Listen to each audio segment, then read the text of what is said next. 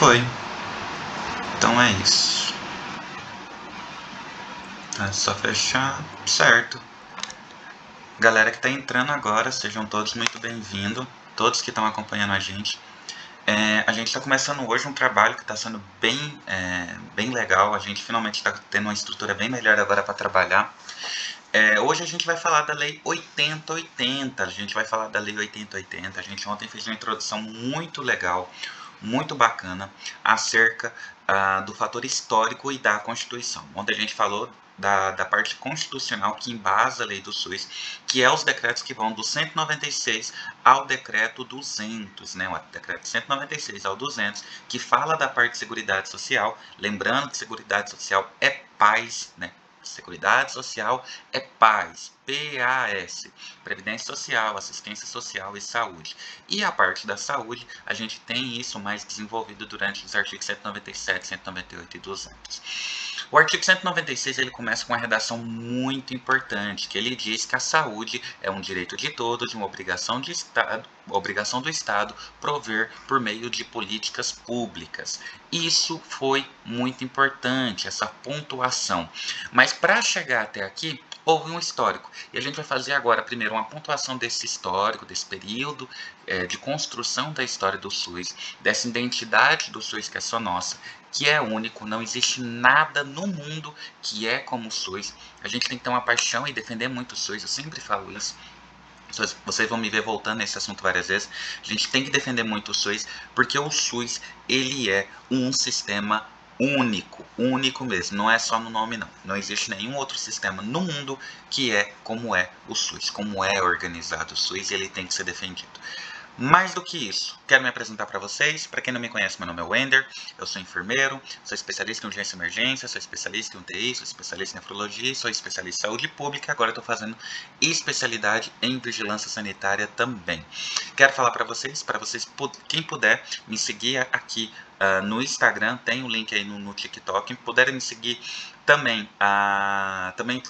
caso queira compartilhar, participar também, a gente tem um grupo de WhatsApp que a gente está sempre compartilhando conteúdo. Bacana? Legal? Então vamos lá.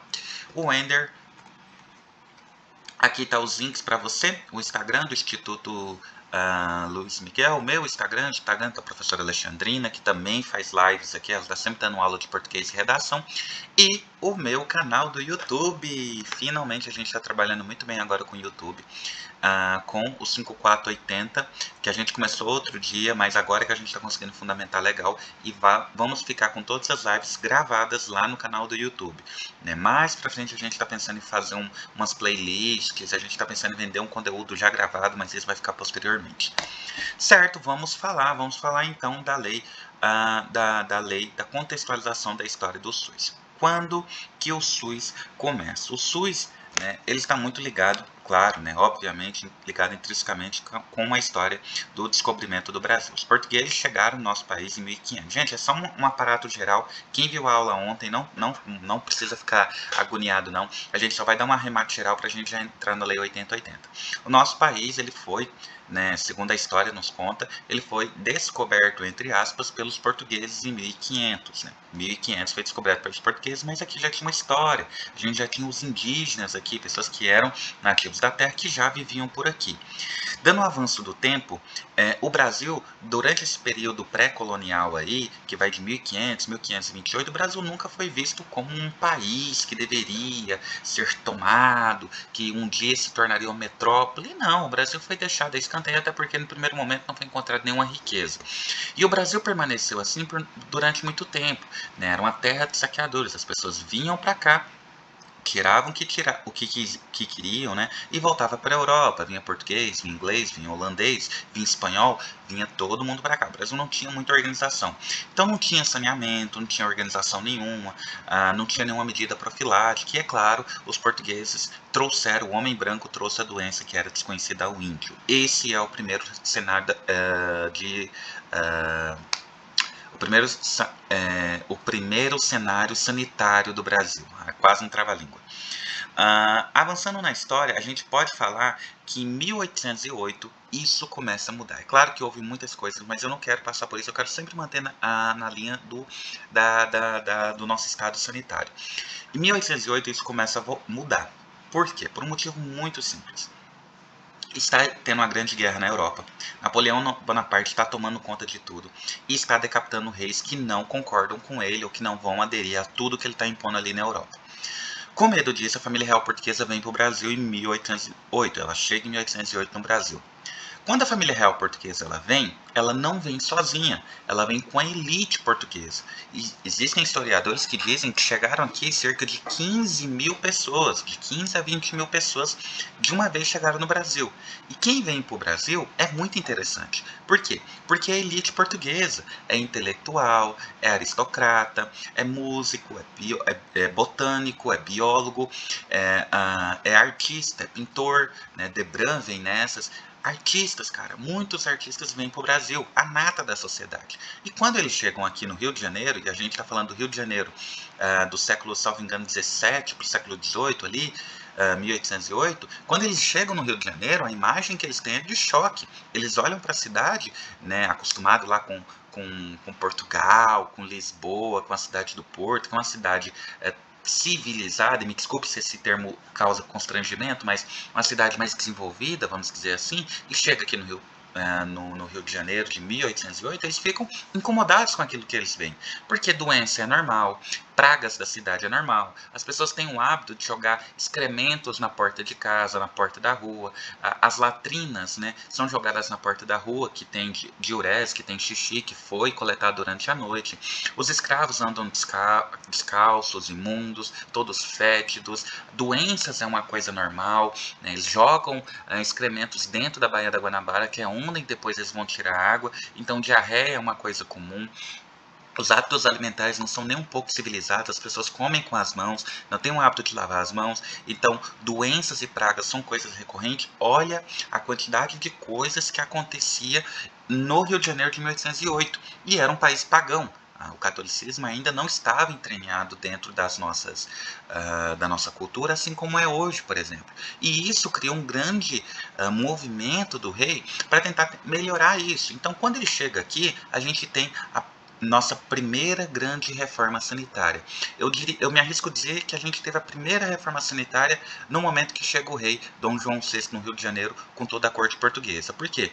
Porque o rei iria viver aqui e ele não sabia quanto tempo ele ia ficar no Brasil.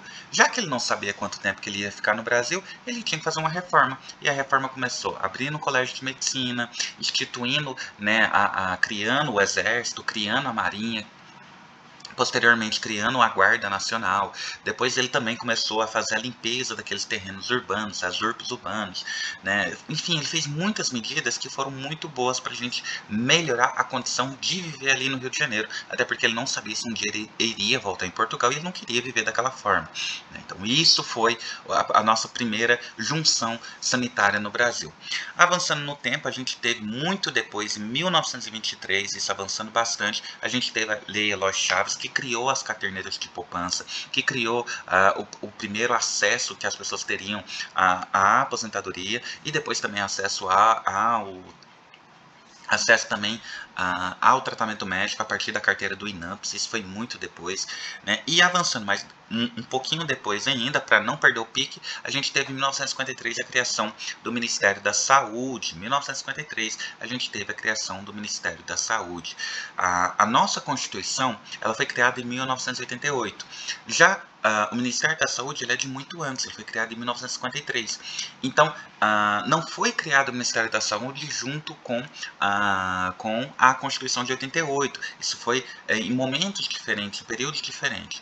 O Ministério da Saúde foi criado em 53 e a nossa Constituição em 1988. Isso é uma questão que eu já vi em concurso, apareceu algumas vezes, perguntando se a partir da Constituição de 88 foi criado o Ministério da Saúde. Não foi isso não, certo?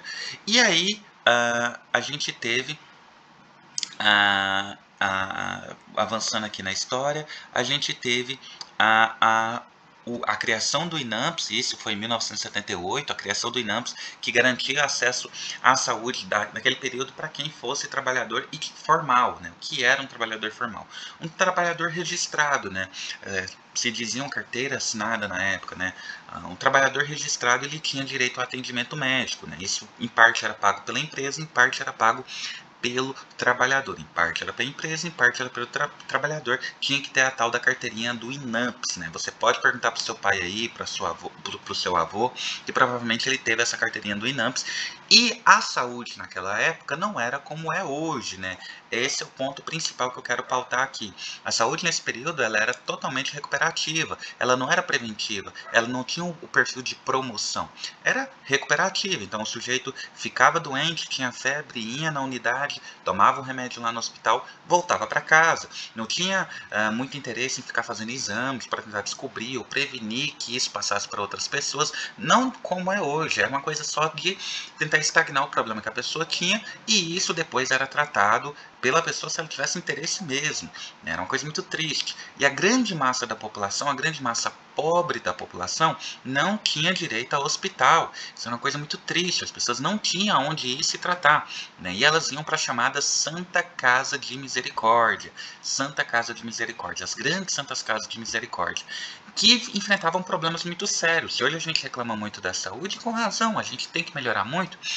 Lá naquela época, no período das Santas Casas de Misericórdia, era muito pior mesmo. Por quê? Porque a Santa Casa de Misericórdia era mantida pela Igreja Católica. Ela era mantida pela Igreja Católica e os métodos terapêuticos não eram lá muito científicos, né? Era uma coisa mais de humanidade mesmo, um processo humanitário, um projeto humanitário que a igreja tinha de tentar atender os mais pobres, os desvalidos, aqueles que estavam com doenças terminais, que não tinham muito mais recursos, as pessoas que não tinham condições de ir para uma unidade de saúde, de se encontrar com o médico. Então isso era muito comum na época. Também era muito comum nessa época os tratamentos com os benzedeiros, os curandeiros, porque não tinha saúde. Então as pessoas se apegavam a crendices populares para tentar resolver os seus problemas, né? Então o menino estava diziam com tiriça, né? Que é inteiriça. O menino estava com tiriça. Vamos pegar uma folha aqui, vamos fazer um chazinho pro menino e vamos dar pro menino que ele vai melhorar. Não, ele deveria ir para o hospital, mas isso era o que tinha na época, né? Tem até um bordão que ele é muito falado, que você já deve ter ouvido, antigamente falava muito, que era o seguinte: existia o tal do mal dos 7 dias, né? Naquela época não tinha pré-natal, a mulher engravidava na roça, tinha o filho na roça muitas das vezes, ou tinha na cidade, mas tinha sem um pré-natal, então nem sabia qual era o sexo da criança. A criança nascia e decidia o nome na hora. Assim era a vida na época.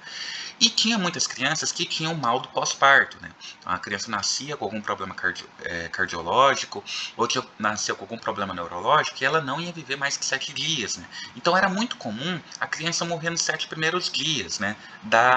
Do pós-parto, né? Quando estava no período de parturiente. E aí, o que que acontecia? Quando a criança escapava disso, quando ela passava desses 7 primeiros dias e sobrevivia, a mãe costumava dizer que o filho vingou, né? Ah, esse aí vingou, esse menino aí, os outros 3 morreram, mas esse vingou, né? E esse ditado foi utilizado muito tempo, e muito tempo quando eu era criança eu não entendia muito bem por que falavam isso, né? Ah, o meu filho vingou, ah, o meu filho vai vingar.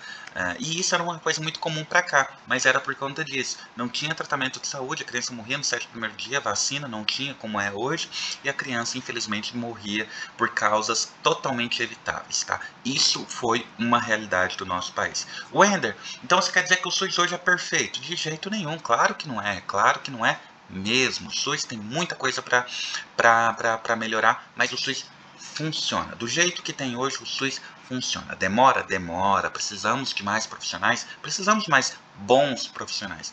Mas a gente, se olhar para o passado, a gente vê que a gente não está tão ruim assim. A gente tem muito a agradecer pelo SUS. Certo? Então é isso. Outra coisa que eu quero falar que foi muito importante foi a ideia da atenção médica supletiva, que é a base da saúde suplementar. Isso foi discutido primeiro em 1984, 1985. Em 1986 a gente teve a oitava Conferência Nacional de Saúde, que ela foi muito importante. Wender, a oitava Conferência de Saúde, ela vai cair no concurso? Eu, se sou o examinador de uma banca, se eu sou um responsável por fazer uma seleção, eu colocaria a oitava Conferência de Saúde em qualquer concurso que eu fosse fazer no Brasil. Por quê? Porque é a certidão de nascimento do SUS. O SUS nasceu aqui. Como que funcionou isso? A oitava Conferência de Saúde reuniu profissionais de várias áreas, né, que eram da carreira da saúde, então reuniram enfermeiros, fisioterapeutas, médicos, diretores de hospitais e principalmente, o mais importante de tudo, a população, os usuários do SUS. Pela primeira vez, eles foram convidados a participar de uma conferência para discutir como que deveria ser um plano de saúde nacional, um sistema de saúde nacional, como que deveria ser. E se eles eram o principal foco, né, de um sistema público de saúde, eles deveriam dar a opinião deles, de como deveriam ser. E esse pessoal, eles falaram coisas muito importantes, que foram adotadas e foram utilizadas hoje. Por exemplo, a gente deveria ter acesso ao médico e a gente deveria ter acesso também ao medicamento, porque às vezes a gente não tem dinheiro para conseguir o medicamento. A gente vai no médico, às vezes paga a consulta do médico, isso na época, a gente pagava a consulta do médico, mas depois não tinha dinheiro para comprar o medicamento. Ou pior, eu tinha dinheiro para comprar o medicamento, mas depois meu filho ficava doente também, eu não tinha dinheiro para mandar meu filho para o hospital, então eu pegava o meu remédio da doença que eu estava tratando e dava para o meu filho também. Casos de superdosagem era comum, casos de criança que tinha reação do tipo síndrome extrapiramidal era comum, caso de intoxicação exógena era comum, caso de superdosagem era comum, um remédio que era para pressão era dado para um menino que estava lá com síncope, era comum. Então isso causou um grande estrago na saúde pública por muito tempo, por o sistema ser desta forma. Então, com isso, com essa nova mentalidade, com essas novas ações, com essas opiniões dos usuários, a gente conseguiu ter ideia do que seria a nova, né, criou-se um documento de como seria o novo sistema público de saúde. A Constituição nasceu em 88, fruto da direta já, né, a gente estava lá no final do regime militar, estava tendo esse governo aí de transição, 84, 85, iria entrar o primeiro presidente civil, que foi o Sarney, e depois iria entrar o primeiro presidente eleito e civil, que foi o Fernando Collor de Mello. Quando o Fernando Collor de Mello quando ele chega, a Constituição já está formada. Foi feita a nossa Constituição, um momento que a gente tem que ter muito... apesar das coisas que andam acontecendo nos últimos anos aí, a gente tem que ter muito respeito e tem que cultuar muito a nossa Constituição. Nossa Constituição é cidadã, ela garante muito direito. Ela garante o direito de saúde pública, ela garante o direito de trabalho, ela garante o direito de lazer, ela garante um salário mínimo suficiente para atender às nossas necessidades, ela garante a maternidade, o direito à maternidade, ela garante a igualdade entre homens e mulheres e a paridade de salário quando não forem de cargos diferentes, ela garante tudo isso, né? Isso pode parecer uma coisa até bem óbvia, mas eu sempre faço questão de ressaltar. Isso é óbvio? No Brasil? Claro que é, mas vai falar isso lá pra galera da Coreia do Norte, né? Vamos chegar lá na Coreia do Norte e falar assim, vocês têm direito de falar o que vocês pensam, né? Vocês vão falar assim, como assim a gente tem direito? Vai falar isso lá na Arábia Saudita, né? Que a mulher tem direito, por exemplo, a dirigir. A mulher não tem direito de dirigir, não tem direito a votar, não tem direito a andar sozinha na rua. Então, a nossa Constituição, a gente já nasceu criado sobre esse sistema.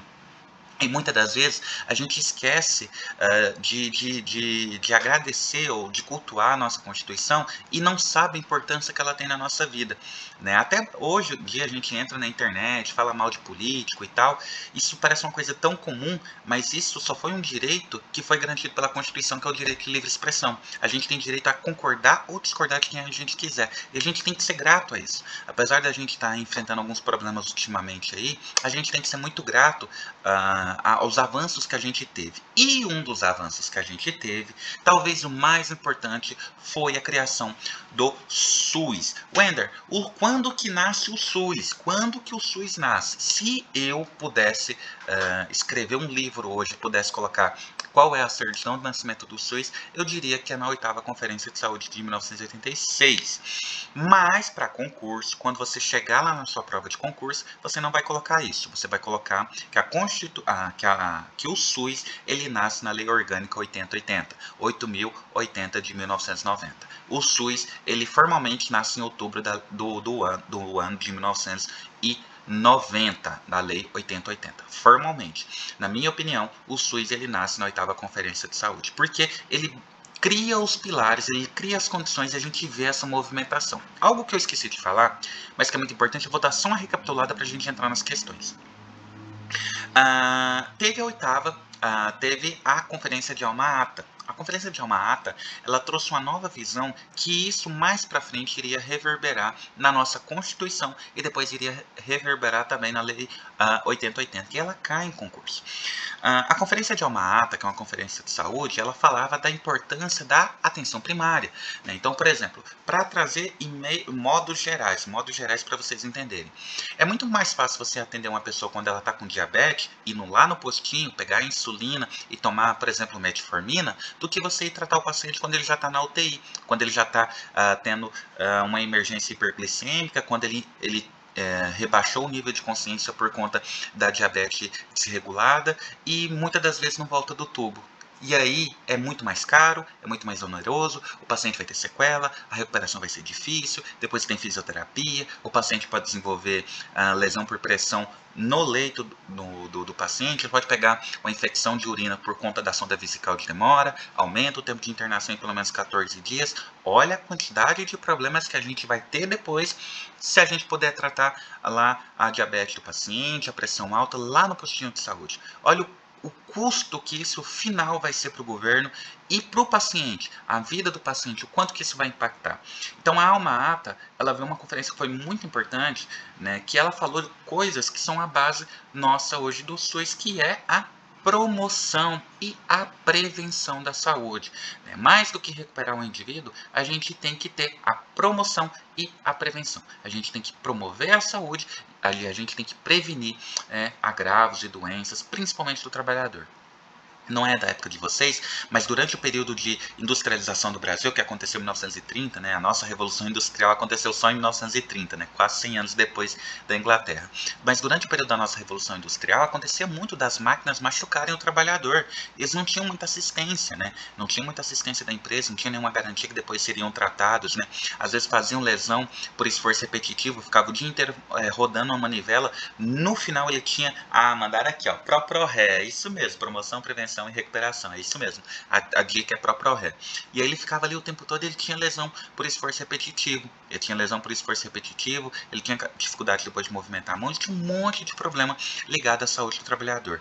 A Constituição ela veio e falou assim, a partir de hoje, os funcionários da empresa, eles têm direito de parar o funcionamento de uma máquina se ela estiver colocando em risco a saúde do trabalhador. Isso parece uma coisa muito óbvia, mas isso foi muito importante, porque foi marcos importantes, foi caminhos importantes que foram sendo trilhados que hoje garantem os nossos direitos. Vamos avançar? Então a gente finalmente chega na Lei 8080, lei que eu gosto muito. Antes de falar da Lei 8080, eu tenho que contar uma história muito importante para vocês. O nosso país ele teve alguns percalços no meio do caminho. É importante a gente definir como que foi a história para você entender como que a lei foi acontecendo. Em 1990, o nosso presidente da República que tinha sido eleito era o Fernando Collor de Mello. Fernando Collor de Mello, se eu não estiver enganado, ele é do Maranhão. E ele era uma pessoa muito bem vista, a campanha dele de eleição foi uma campanha muito diferente das outras. Ele fazia a campanha pilotando jato da FAB, era andando de lancha, andando de jet ski. Ele era visto como um homem jovem, bonitão, muito bem de vida, era de uma família muito importante de pessoas ricas lá do Maranhão. E ele ganhou essas eleições. Quando ele ganhou as eleições, ele foi muito pressionado pelos bancos a tomar cuidado com as medidas que ele tornaria a partir dali. Era um momento de muita euforia naquele momento no Brasil, porque a gente estava acabando de sair do governo Sarney, que não foi eleito. Sarney foi escolhido pelos militares. Então era um momento que o povo estava sentindo que tinha muito poder. Então o povo começou a exigir muito dele. Começou a pedir para que ele colocasse em rigor o que foi aprovado lá na Lei 8080 e depois foi aprovado foi aprovado na Constituição e depois foi aprovado na Lei 8080 de 1990. E aí, do jeito que a lei estava, do jeito que ele colocou a lei para acontecer, não deu certo. Porque ele vetou partes importantes, tanto do financiamento quanto da participação popular. E isso era eu posso dizer assim, era o calço do SUS, era o que sustentava o SUS. Por quê? Se você tira a participação popular, né, o Conselho Municipal de Saúde, se você tira a participação social e se você tira o investimento, o financiamento do SUS, o SUS simplesmente não se sustenta, porque você tirou o dinheiro e você tirou a visibilidade. A gente nem sabe como que seria o SUS, né? Então o SUS ele estaria sendo morto muito antes de nascer, né? Então a gente estava destruindo o SUS na hora que ele foi criado. E isso na época, as pessoas ainda com os ânimos muito alterados, né? Das diretas já, enfim, tudo que estava acontecendo na época, criou um caldeirão e as pessoas foram para a rua. E foram para a rua pedir, né? Impor, para falar a verdade, que o SUS fosse salvado, né? A luta pelo SUS, não, o SUS desse jeito a gente não quer. A gente quer o SUS do jeito que foi descrito lá na Constituição. A gente quer o SUS de forma gratuita, que o governo tem o dever, né, o poder público, ele tem o dever de prover o SUS por meio de política pública e o financiamento, né? Esse SUS aí que vocês querem dar para nós, a gente não quer não. E isso foi muito importante, né? Olha só, a gente já tinha a Constituição, mesmo assim não estava garantido. Tinha um político que poderia colocar tudo abaixo. A pressão foi tanta que no mesmo ano, no final do ano, só de engano em novembro ou dezembro, foi aprovada a 8.142. Então é por isso que quando a gente fala de lei orgânica do SUS, a gente não tem uma lei só, a gente tem duas. Porque primeiro foi aprovada a 8.080, ela estava lá em vigor, mas quando você for a lei no original, você vai ver que ela tem vários vetos, que foi vetado pelo presidente da República, que na época era o Fernando Collor de Mello, que não tinha o menor interesse em colocar o SUS do jeito que ele é hoje, de forma equânime, integral, com um auxílio farmacológico, ele não tinha esse interesse. Ele tinha tirado a participação popular, ele tinha tirado a base do financiamento. Olha a importância que foi as pessoas irem se manifestar, irem brigar pelos seus direitos. E isso foi fundamental para a gente ter o próximo passo, que foi a 8.142. Então, todas as vezes que você for estudar o SUS, você nunca vai estudar só uma lei, você vai estudar pelo menos duas, que é 8.080 e 8.142. Qual que ficou a definição? A 8.142 vai tratar dos financiamentos. São muitos números, muitos números. Eu vou separar uma aula especial para a gente falar só dos financiamentos, show? Da gente falar só dos financiamentos, e hoje a gente vai dar a introdução a 8.080. A 8.080, né, como vocês podem ver aqui, ela foi incrementada ao longo do tempo. Teve a 9836 de 99, teve depois, posteriormente, a 10.424 de 2002, a 11.108 de 2005, a 12.401 de 2011, 2011 a gente ainda colocou a 12.466 de 2011. A gente teve a 1397 de 2015, a 1421 de 2020 e a 141 de 2021. Eu tenho duas ressalvas importantes para falar. Essa 1421 de 2020 e essa 14141 de 2021, elas foram aprovadas durante o período de pandemia. Então, elas estavam muito ligadas à participação externa dentro da saúde no Brasil e à exportação de material genético para fora do Brasil, a fim de construir vacinas, né? Vacinas. Isso eu não vou falar agora, Eu quero falar mais para frente porque eu quero falar detalhadamente. Isso pode cair em concurso? Eu sempre falo o seguinte: sempre que tem uma alteração, é algo que pouca gente sabe e é algo que a banca pegou de primeira. Então, quando a banca começa a baixar as leis lá para fazer os concursos dela, ela sempre olha lá o que é mais recente, o que pode cobrar, que pouca gente conhece. Então eu acho que tem que sempre ter a atenção a essas alterações. Mas isso eu quero falar detalhadamente posteriormente, talvez amanhã ou segunda-feira a gente fala isso com muita calma. Vamos lá? Então vamos lá, vamos falar dela. Lei 8080, disposição preliminar, dispõe sobre as condições de promoção, proteção e recuperação da saúde, como a colega falou, PROPRORE, né? Promoção, proteção e recuperação da saúde. Wender, se chegar uma questão da prova me perguntando a diferença de promoção e proteção, como que você poderia dizer? Cara, eu posso dizer o seguinte, a proteção está muito ligado à prevenção de doenças, né? A gente prevenir doenças, saneamento básico, a gente tem uma política, né, de evitar as pessoas que abusem do cigarro, abusem do álcool, as pessoas terem mais direitos, né, e proteção no trabalho delas, para não ficarem doentes trabalhando, né? E a promoção seria criar meios para que isso aconteça, né? Então, por exemplo, a gente quer tratar o hiperdia, a gente quer tratar da hipertensão e da diabetes. Lá no postinho de saúde, na atenção primária, a gente tem o tal do hiperdia. O hiperdia é um dia da semana, normalmente, um dia do mês, normalmente a terça-feira, que é utilizado para fazer a prevenção e a orientação dos riscos da hipertensão e do diabetes, que são doenças adquiridas crônicas, né? É uma doença que depois que você adquire, você vai conviver com ela para o resto da vida.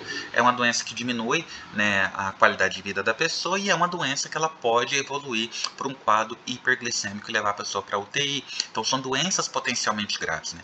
A maior causa de morte no Brasil, hoje são as doenças cardiovasculares, infarto e AVC, as maiores causas de morte. E quando não tem a morte, a gente tem uma internação prolongada e tem também o fato da sequela após o evento, né? Tava vendo hoje que um cantor muito importante chamado Arlindo Cruz, ele teve um AVC e agora ele vai ficar sequelado para o resto da vida, né? A parte do cérebro dele que infelizmente entrou em apoptose, entrou em necrose, ela não vai se recuperar mais, né? Então olha só, relativamente jovem, né, 64 anos, ainda tinha uma vida para viver, né, com muito recurso, uma pessoa que era muito bem economicamente, mas infelizmente vai viver essa vida sequelada. Então trazer essa informação para a orientação é muito importante.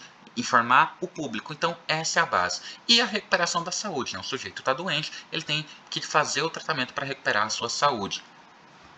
Então, a 8080 ela vai tratar também a organização e o funcionamento do serviço correspondente e dar outras providências, né?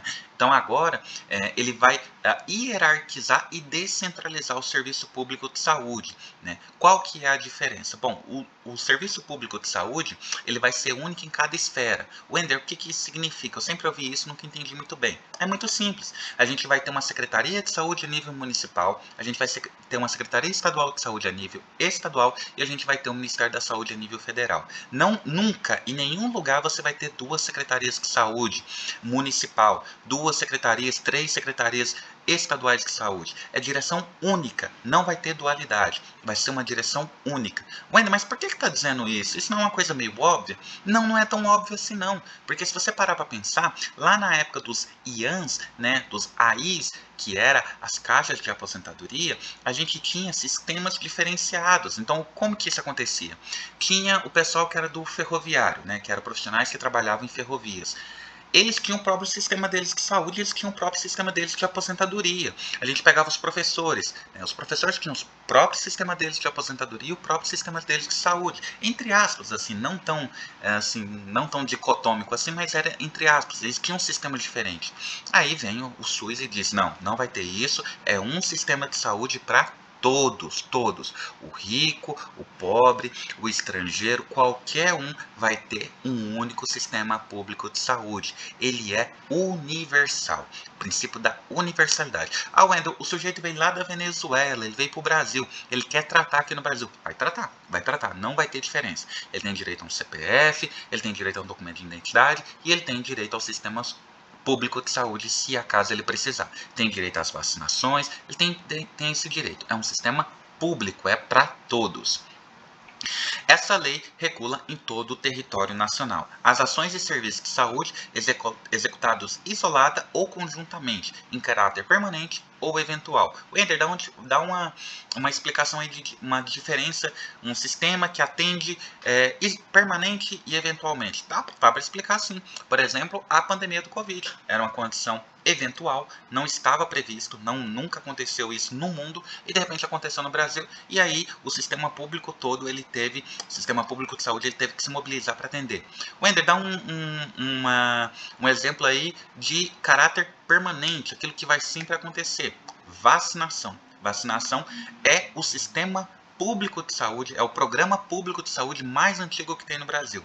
Eu li outro dia que teve 71 ministros da saúde que participaram do PNI, do Programa Nacional de Imunização. Olha o quanto que esse programa é antigo. E é o programa de maior sucesso do mundo. Nenhum outro país do mundo vacina mais do que o Brasil na história. Na história, ninguém imunizou mais do que o Brasil. E é um direito de todos, a criança tem o direito, e se o pai não vai vacinar a criança, ele vai responder civilmente por conta disso, pode responder até criminalmente. Se a criança não vacinar, ela não tem direito. Ela não pode fazer matrícula em creche, não pode fazer matrícula em escola e não pode receber programas assistenciais, como, por exemplo, o Bolsa Família. Olha a importância da vacinação. É algo que é direito da criança e ela é provido por meio do sistema público de saúde. É um sistema incrível que a gente muitas das vezes passa batido e não sabe reconhecer. E em caráter permanente ou eventual, por pessoas naturais de direito público e direito privado. Wender, o que são pessoas naturais de direito público e direito privado? Cara, isso aqui é uma ficção jurídica. Na realidade, só existe um tipo de pessoa que somos todos nós. Cada um de nós somos uma pessoa, que somos as pessoas que somos as chamadas pessoas naturais, né? Essas pessoas jurídicas, né, são empresas. Empresas são chamadas de pessoas jurídicas. E se eu sou uma pessoa natural, eu tenho CPF, uma pessoa jurídica, ela tem um chamado CNPJ, que é como se fosse o número de identificação dela. Toda empresa tem um CNPJ. Quando a lei fala para mim, Wender, a gente vai tratar das pessoas jurídicas de direito público e as pessoas jurídicas de direito privado. O que ele está dizendo para mim? Muito simples. Direito público, adivinha? É público. São as empresas que atendem o público, que atendem a todos nós. E direito privado são as pessoas, as empresas privadas, que tem um dono, que qualquer pessoa pode abrir. Eu posso ser dono da minha própria empresa, a Maria pode ter a própria empresa dela, a Joana pode ter a própria empresa dela. Isso é a base do direito administrativo. Se eu pudesse avançar mais um pouquinho, só a título de curiosidade, eu posso definir que o Estado brasileiro ele é muito grande. Somos muito grandes, o sistema é muito grande, o sistema político é muito grande. E ele é tão grande que a União ela não consegue organizar tudo. Lembra lá daquela coisa das sesmarias, das capitanias hereditárias, né, que o governo dava pedaço de terra para empresários cuidar? Então, é mais ou menos isso. E hoje essa divisão ela acontece em União, Distrito Federal, Estados e municípios. União, Distrito Federal, Estados e municípios. Elas são divididas nessas 4 pessoas, ou seja, o poder ele é descentralizado, né? Tem hierarquia aqui, ó. A União tem hierarquia com o município? Claro que não. Juridicamente eles são iguais, eles podem ser maiores, né? Vamos imaginar assim no bairro, o cara que tem uma casinha pequena, né? E o cara que tem a casa grande. O cara que tem a casa grande, ele manda na casa pequena? Manda não, cada um tem sua casa. Eles são juridicamente iguais. E tem as pessoas de direito privado, que seria autarquia, fundação pública, sociedade, economia mista, empresa pública. Só que ainda não tem muita definição o que é a fundação pública, né? O que é uma fundação pública? Teoricamente, é uma instituição criada pelo Estado para ajudar a gente, né? Para ajudar todo mundo. É a Biblioteca Nacional, o Direito dos Índios, que eu esqueci o nome agora, lá a FUNAI, que é lá o Direito dos Índios. Teoricamente não tem direito, não tem interesse em ganhar dinheiro. E tem a autarquia. A autarquia é bem complicado a gente avançar nela. De praxe a gente diz que ela é de direito público, mas existe, é bem complicado porque tem as autarquias de agência reguladora, é bem complicado, eu não vou entrar nessa seara. Mas que vocês entenderam, que vocês têm essa noção parcial que seja sobre o que é pessoa de direito público e pessoa de direito privado. Show! Tem dúvidas? Quiser perguntar alguma coisa, pode perguntar, tá? Vamos lá.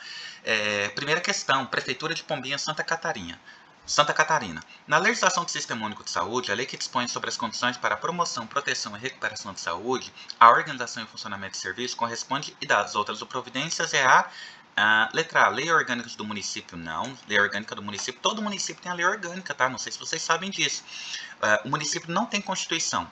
Existe a Constituição Estadual, que é a Constituição originária. Existe a Constituição Estadual, que é a Constituição derivada. E existe a lei orgânica do município. A lei orgânica é a lei máxima do município. Ela é a certidão de nascimento do município. Todo município tem a lei orgânica. Mas não é essa a resposta, não. Norma Operacional Básica SUS 96, a gente vai falar dessa norma, mas não é isso. A norma operacional básica estava dizendo como que o dinheiro seria gasto no SUS, como seria o serviço e a distribuição de competência. E aí a gente tem a Lei 8.080 de 19 de setembro de 1990, que é a resposta correta, letra C. Ah lá, apareceu. Dispõe sobre a promoção, proteção e recuperação do SUS. Você poderia confundir com a 8.142, mas volta a dizer, a 8.142 trata da transferência de dinheiro. Só recapitulando, a transferência de dinheiro ela é fundo a fundo, vem do fundo federal direto para o fundo municipal, para evitar que o dinheiro suma no meio do caminho, que o dinheiro ganhe caminhos diferentes, né? Ou então, por exemplo, que foi o que aconteceu em 1990 e 1991, por exemplo, que o dinheiro começou a ser entregue primeiro para o Estado, para depois ser encaminhado para o município. Vamos imaginar que o prefeito da minha cidade tem um problema com o governador, ou eles estão pleiteando o mesmo interesse, né? Então ela atrasava, dava quando queria, em vez de pagar um, pagava dois, em vez de pagar dois, pagava um, tinha uns problemas assim. Então, para acabar com isso, para dar continuidade em serviço de saúde, fez a transferência fundo a fundo, vem do fundo federal direto para o fundo municipal de saúde. FUNESP 2019, a Prefeitura de Arujá, a lei orgânica que trata da organização, da direção e da gestão do SUS é a letra C, 8.080 de 90, 8.080, que trata sobre recuperação e proteção. Recuperação, proteção e promoção de saúde, certo? Selecom 2020, Prefeitura de Boa Vista, a lei que dispõe sobre as condições para promoção, proteção e recuperação de saúde, a organização e o funcionamento do serviço correspondente dá outras providências. É a letra B, né? A letra B, 8.080 de 1990, né?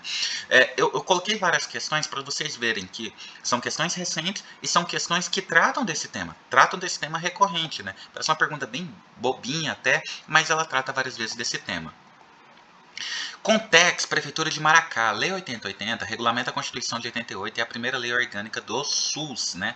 A lei dispõe sobre a promoção, proteção e recuperação de saúde e a organização e funcionamento de serviços correspondentes. No primeiro artigo da lei orgânica faz uma referência ao artigo 196 da Constituição. Diante disto, marca a alternativa correta. Artigo 1. Esta lei regulamenta em todo o território nacional as ações de serviço de saúde executadas isolado ou conjuntamente de caráter permanente ou eventual das pessoas naturais ou jurídicas do direito público ou privado. Difícil, hein? Artigo 1. Esta lei regulamenta em todo o território nacional e internacional. Internacional não, já está errado, né? A gente já marca. Letra B está errado. Letra C. Esta lei regulamenta em todo o território nacional as ações de serviço de saúde executadas isolado em caráter não permanente, já está errado. Letra D, artigo 1, esta lei regulamenta em todo o território internacional, já está errado. Letra E, esta lei regulamenta em todo o território nacional as ações de serviço de saúde executadas de forma conjuntamente, em caráter permanente ou eventual por pessoas naturais jurídicas de direito público ou privado. Eu acho que a letra E. Letra A, essa lei regulamenta em todo o território nacional as ações executadas isolado ou em conjuntamente, de caráter permanente ou eventual por pessoas naturais, jurídicas, de direito público e privado. Bem difícil, né? Essas questões que são bem volumétricas, elas só mudam uma palavra aqui, outra ali, mas é mais do mesmo. Tem mais uma, Prefeitura de Tambaté, São Paulo. A Lei 8080 de 90 descreve o seu artigo 1º. Esta lei regula em todo o território nacional as ações de serviço de saúde executadas isoladas conjuntamente. É mais do mesmo, né? Eu vou pular essa. É mais do mesmo da outra. Fim, vou parar a gravação aqui. Galera da live aqui, tá? Dar um recado para vocês. Vocês continuam com a gente.